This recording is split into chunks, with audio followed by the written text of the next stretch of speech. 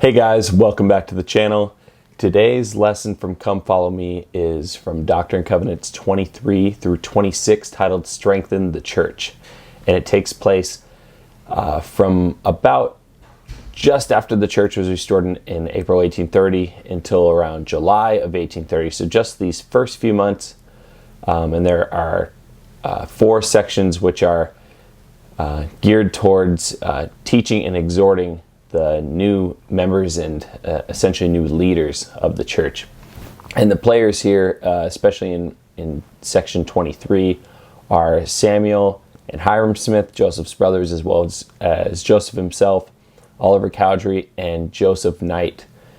Section 25 is for Emma Smith and her roles and responsibilities and the things that the Lord would have her have stewardship over. And more or less, the overarching theme is that these new members are to take on responsibility to strengthen those around them, while also being essentially converts themselves. It's not hard to get your mind around what, especially if you are a convert, what it's like to be a convert to the church, and how when you're a convert, there's a lot of terminology and just a lot of social and social structure and some might say dogma into how the church operates and things you have to get used to and accustomed to.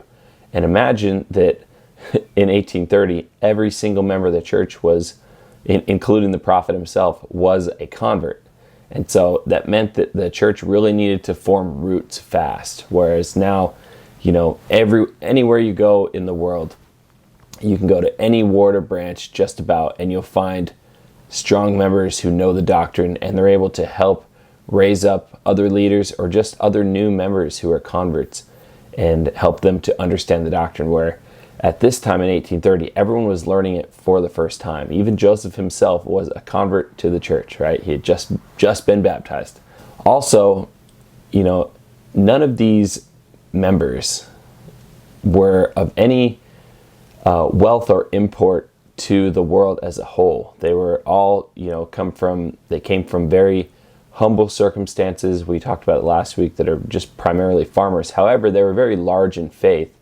And so the Lord needed them to understand although they might not matter, in the celebrity sense in the world, they really, their voice was going to matter to a lot of their peers of the day and to us in the future. So one of the first sections after the church was restored is section 23. So this is from April 1830, and the very first verse of this section is for Oliver Cowdery. And a phrase that stood out to me, I just found so fascinating. I'm going to read it to you. It says, "Behold, I speak unto you, Oliver, a few words. Behold, thou art blessed, and art under no condemnation, but beware of pride, lest you should enter into temptation." And I just thought that to be the most interesting phrase to give to Oliver. At this time, there was severe persecution towards the members and even those who were striving to become members to thwart their efforts, right? Oliver wasn't, lauded around Palmyra, New York on a float, telling about how awesome he was. There were people that really wanted to see him and Joseph fail. And he was simply just a school teacher of the day. So why would the Lord feel the need to warn Oliver of pride? And here's what I thought. Oliver's only, like we talked about, he's a convert himself, but in a few months, he's been able to see resurrected beings. He was integral in helping translate the Book of Mormon and prepare it for publishing. And although he might not be a celebrity in the world, anyone who is coming to the church would see him as more or less, kind of the way we would the 12 apostles of our day, where it's really exciting if we know that D. Todd Christofferson were coming to our ward, or David A. Bednar, or Elder Holland. That's a big deal, and people want to, they want to get there early. They want to get seats in the front row.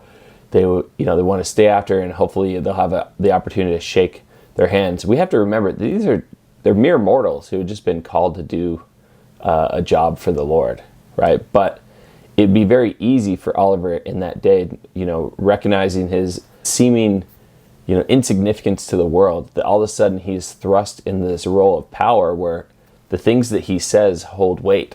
And I think we're often subjects of our own paradigm. I found this when I was a missionary.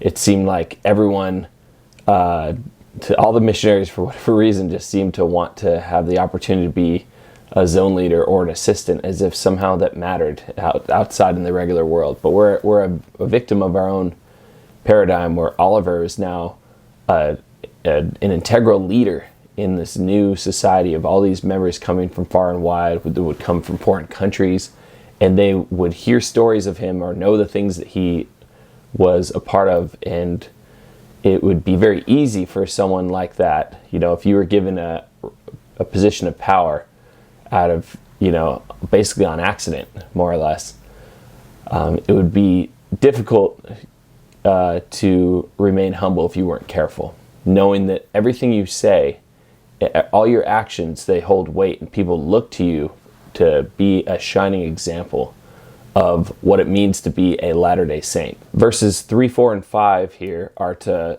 Hyrum, Samuel, and Joseph respectively, and they all include the phrase, strengthen the church, strengthen the church, strengthen the church. And what does that mean to strengthen the church? Right? This is obviously talking about not a physical strength, but of strengthening faith and strengthening their moral resolution to do that which is right. It's quite a bit of foreshadowing, to keep hammering home this phrase of strengthening the church, knowing what we know about the saints, the things that would happen to them in the coming years. Had it not been for strong leaders at this time, people, great men and women of faith, who were the bedrock of this early church, would they have been able to handle the difficulties that came about? I don't know. I know that this is the Lord's church. He picks his leaders, and not everyone in the church is perfect, but I think that it was this exhortation from the Lord that this is what they needed to do. They needed to spend all of their time learning the doctrine, teaching the doctrine, and exhorting the new saints to repent and become clean. And it was through these things that the faith of the church as a whole was able to withstand the tumult that would come upon them in the coming months and years. So 24, just the introduction to the section, it talks about all the early leaders of the church had to, at some stage, find safety or flee for refuge or seclusion at some state. In verse 8 of section 24, it says, "Be patient in afflictions, for thou shalt have many, but endure them, for lo, I am with thee, even unto the end of thy days."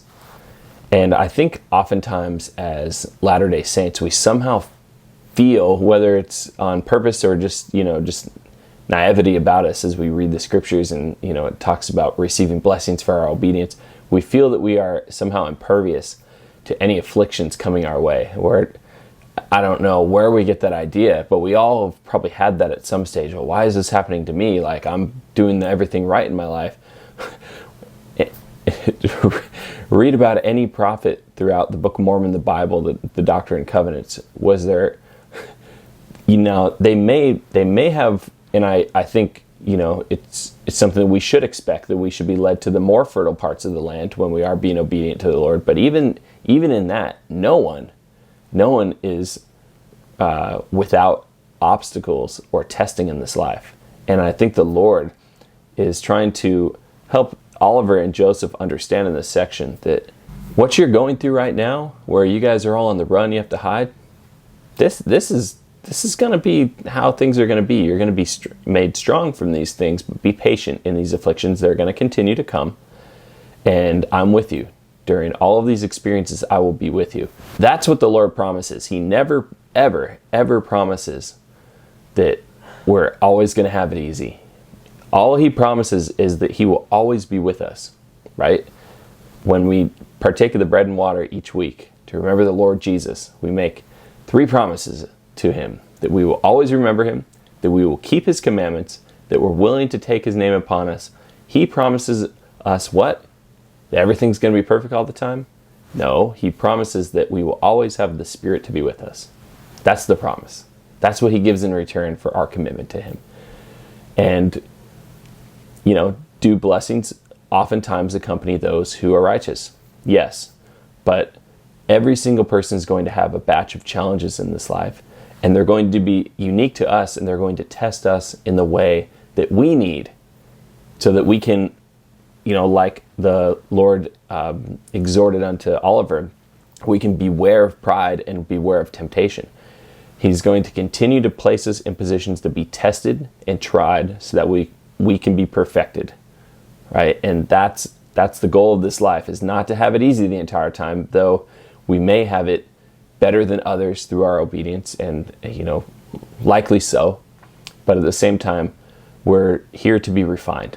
Lastly, something that not only the manual highlighted, but something that I found was pretty cool, is that in section 26, this is July of 1830, the principle of common consent was made essentially official in church doctrine. It says, in all things, this is verse 2, it says, all things shall be done by common consent in the church by much prayer and faith, for all things you shall receive by faith. Amen. I didn't really know exactly what common consent meant. I mean, we're all used to raising our right hand when we're asked to, and if you've ever been to a ward that wasn't yours, there's that awkward, like, should I raise my hand? Do I keep my hand down? Does my vote matter? What's the am I supposed to be a member of this ward? What common consent means is, at least as it describes in the manual, and I feel like I support the way it's described, is public support and agreement. It's a commitment to uphold, support, and assist those who have been selected. And that is something that would be, whether you should raise your hand or not in somebody else's ward is kind of irrelevant. But what is relevant is when you do raise your hand, you're doing so to not only sustain them, but that you'll uphold, support, and assist them in being successful in whatever they're called to do. And to that end, providing members of the church with a responsibility, with support and friendship, and also exhorting them to learn the doctrine and to continue to grow and progress, which is basically what the principles of this lesson are the three pillars that Gordon B. Hinckley said that every member needs to be kept safe and to be brought into the garners, that we need a friend, a responsibility, and to be nurtured by the good word of God. And that's essentially what we're taught in these sections here, is that the early saints were invited to continue to exhort and strengthen the members of the church, and that common consent was put into place so that other members of the church could receive callings and be supported in being successful in those callings. And even though the verbiage that we use to surround those principles may have changed over time, what hasn't changed is that these are the pillars upon which the Lord's kingdom is established and strengthened. Because when I learn the doctrine and when I'm supported in whatever I'm called to do, I become better. And when I become better, I become more serviceable to the Lord. And in essence, I help to strengthen His church. My individual efforts, just like all of ours, help to strengthen His body of believers. And I'm so grateful for the testimonies and the faith of the early members of the church that helped to lay that bedrock foundation upon which we were, many of us, I certainly was, born into and have had the privilege and opportunity to serve and to be supported and to learn the doctrine for myself, that I can thereby be a strength to others. And I leave these things with you in the name of Jesus Christ. Amen.